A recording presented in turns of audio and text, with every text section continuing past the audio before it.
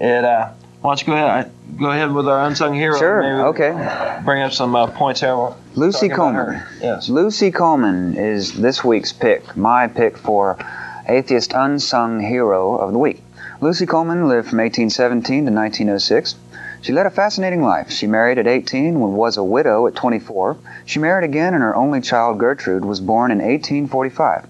Her husband was killed in a work-related accident in 1852, and then Lucy turned to teaching.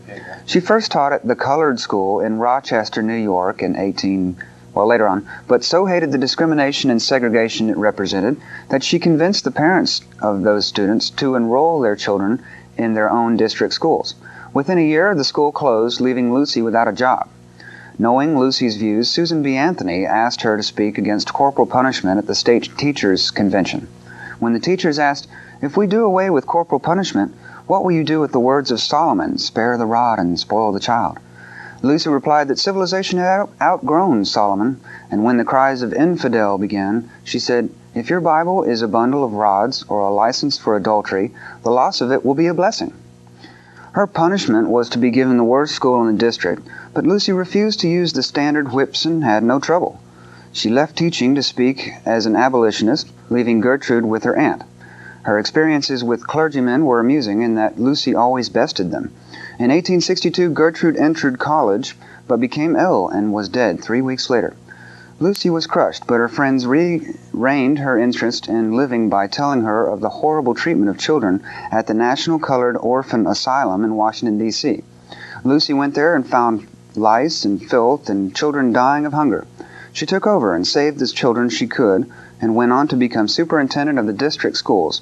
She also worked in Freedman's Village teaching health care and worked in the local hospitals. She worked extensively for women's rights, and she was chair of the Radical Club and wrote for the Truth Seeker, Boston Investigator, and other free thought papers. Now we have a quote here also.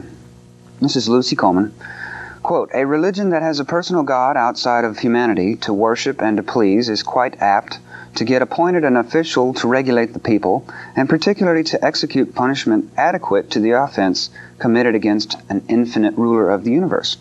Humanity so likes authority, it seems sometimes as if it gloated upon the sufferings of its fellows." Unquote. That's Lucy Colman, my Excellent. pick for Yes. Atheist Unsung Hero or Heroine of the Week. And this is last century, and we try to point out that there was atheists through history, and they're just not mentioned well at all. And yet, another point. And a lot of great women atheists too. Yeah.